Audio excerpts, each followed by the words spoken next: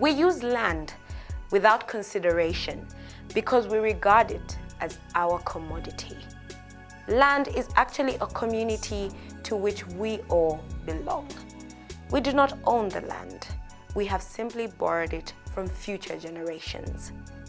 You are watching Our Environment, Our Future.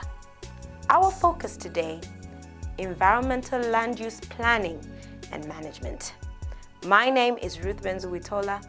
Welcome to the program.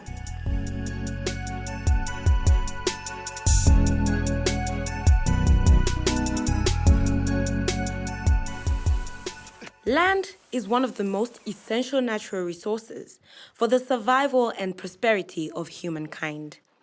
It is the platform on which human activity takes place.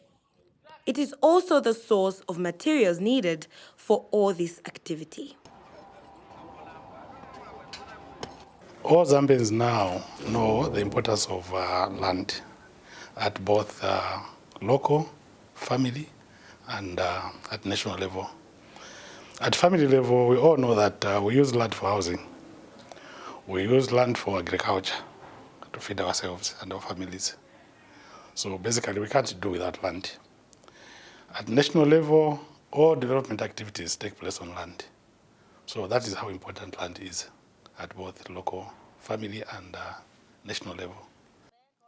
The productivity and sustainability of land is determined by the interaction between land resources, climate, and human activities.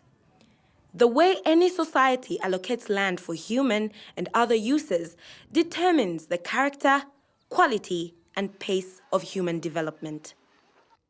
Improper land management can lead to land degradation and a significant reduction in productivity and service functions of watersheds and landscapes. But what exactly constitutes improper land management?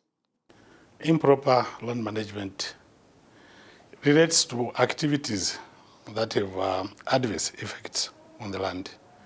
We have issues to do with unplanned settlements. When we've got unplanned settlements, what it means is that even services, to deliver services to those settlements, it will be very difficult. When land is properly managed, provisions are made for health services, security services, and all other services that are required for the well-being of the communities. But improper settlements or unplanned settlements, we have situations where now even diseases, they actually end up now engulfing our communities. So that's why it's very, very important that for communities and land is properly managed. The United Nations defines sustainable land management as the use of land resources, including soils, water, animals, and plants, to produce goods to meet changing human needs. Sustainable land management also ensures the long-term productive potential of these resources and the maintenance of their environmental functions. With a growing population, Zambia has seen a torrent of developmental activities, agricultural and industrial growth, and the expansion of urban areas. Without adequate land use planning and management, all this development can disturb important ecosystems, and the consequences can be severe. Some of the impacts of improper land use planning, and particularly on the environment, on the resources that the earth has. Water is a finite resource, and if you have developments that are not planned, you have a risk of even coming into problems with water supply. There will be water scarcity. as well as a threat of contamination of the water resource. Apart from maybe the threat on water resource, is the land itself. When you have developments that are not coordinated or properly planned, you risk degrading the land, because you would need to plan upfront how you're going to use certain resources. For instance, there are forests that we have. These also ought to be managed well, because forests play a very important role. And right now, those are some of the things that you can use for mitigation in terms of climate change, because the forests are able to absorb carbon dioxide and turn it into oxygen. So that helps also to use these limited resources that we have in a coordinated manner. Then the other challenge of overpopulation. At times, we may have a place that may not accommodate a given number of people. So if you don't have a plan, you find that the area that was initially maybe meant to cater for maybe 2,000 people, you would have in excess of what you would need. And that in itself, the population growth will also impact negatively, because all those people would need resources. Now, do we have enough water? Do we have enough land for the people to build their houses or to carry on with their developmental activities? Hence the need of planning. We need to plan adequately so that we can use these finite resources in a manner that is good for the environment, as well as also for ourselves.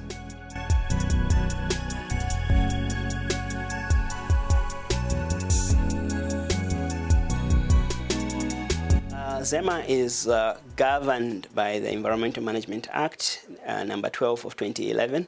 And we have also subsidiary regulations, such as the Environmental Impact Assessment Regulations, as well as the Environmental Management Licensing Regulation. So with regard to land management, the Environmental Impact Assessment is one such tool that ZEMA uses to ensure that development happens in a coordinated manner, or it's sustainable. In that, I mean that development that will take care of the present needs of the generations, as well as that of the future generation, without compromising their ability to meet their own needs then. So ZEMA, through the Environmental Impact Assessment, requires that developers or proponents carry out an environmental impact assessment. And that will also show how that land will be used, what resources will be used, how much of those resources, and what are the negative impacts that would arise as a result of a developmental project, and how can you mitigate the negative impacts of a developmental activity. So in a nutshell, ZEMA's role is to ensure that development that require an environmental impact assessment do not proceed before the agency can issue such an authorization through a decision letter. Other than the environmental impact assessment, we also have another tool called strategic environmental assessment. So the strategic environmental assessment is an assessment done for policies, programs, and plans, so that as you plan, for instance, even the land use planning, or you are designating a new town, you ought to know where different facilities will sit, which is the area where you're going to have industrial, residential, the CBD, and also plan around the resources that we have. Like I mentioned, the resources are finite, so we need to plan to ensure that there's equitable use of these finite resources, such as water, even the land itself. Land rehabilitation is the process of returning the land ravaged to a degree of its former state, after some process has resulted in its damage. Mopani Mine is an example of an industry that has rehabilitated land following the decommissioning and closure of mining activities in a place called Area D in Kitwe. Where we are standing now, we had an open pit here.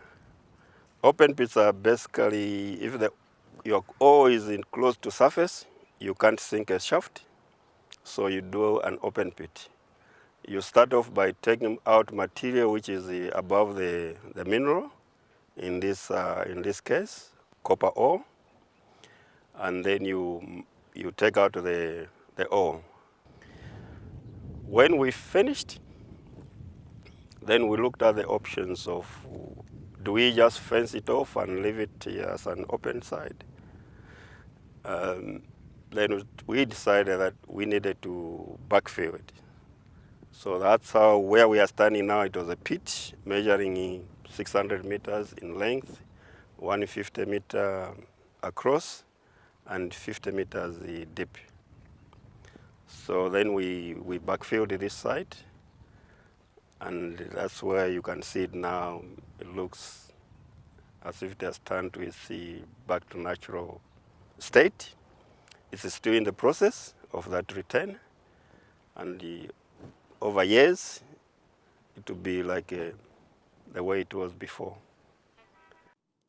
There are various other rehabilitations that are examples of best practices in environmental land use planning and management.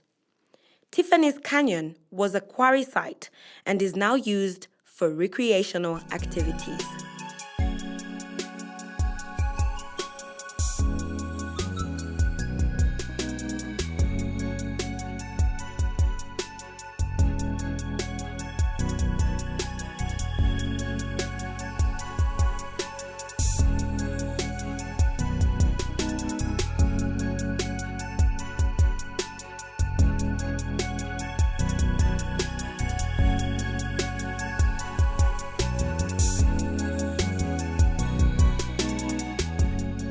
Another example is Mamba Collieries, that rehabilitated a mining dump into a green hill with flourishing wildlife.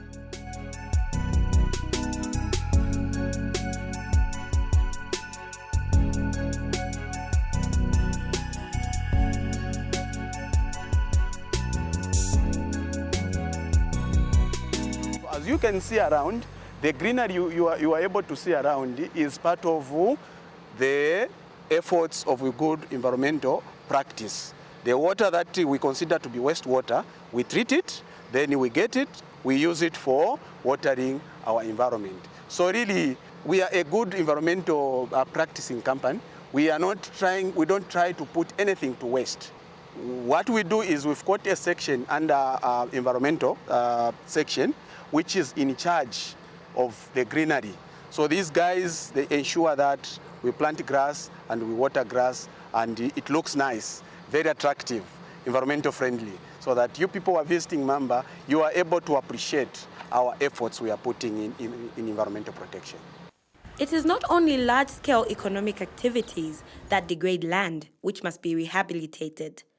There is also need for proper land management and land use planning at community level.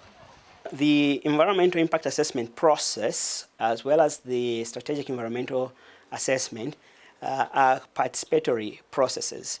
So by that I mean that these are processes that enables the developer to interact with interested or affected persons.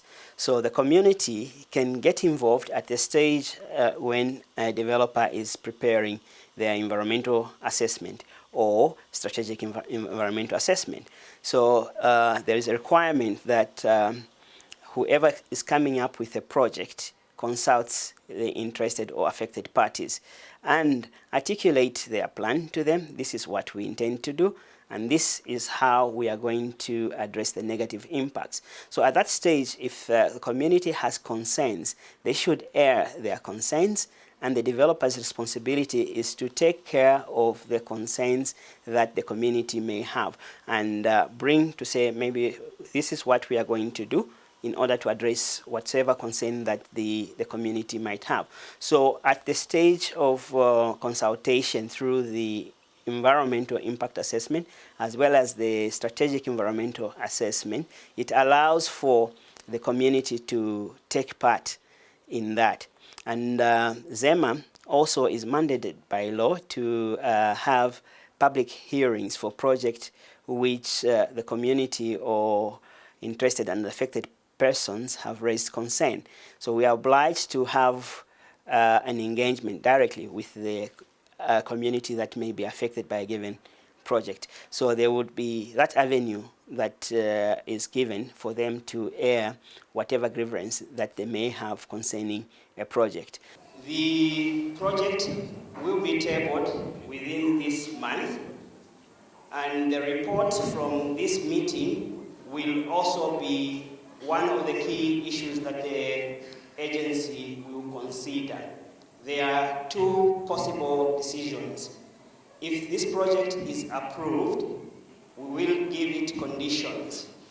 There will be conditions for the developer, which is Lusaka Water and Sewerage, to adhere to as they implement this project. The other decision may be a rejection. If the project is rejected, the agency is mandated to state the reasons why that project has been rejected. And if it has been rejected, then the people are not happy, they can appeal to the minister responsible for environmental protection.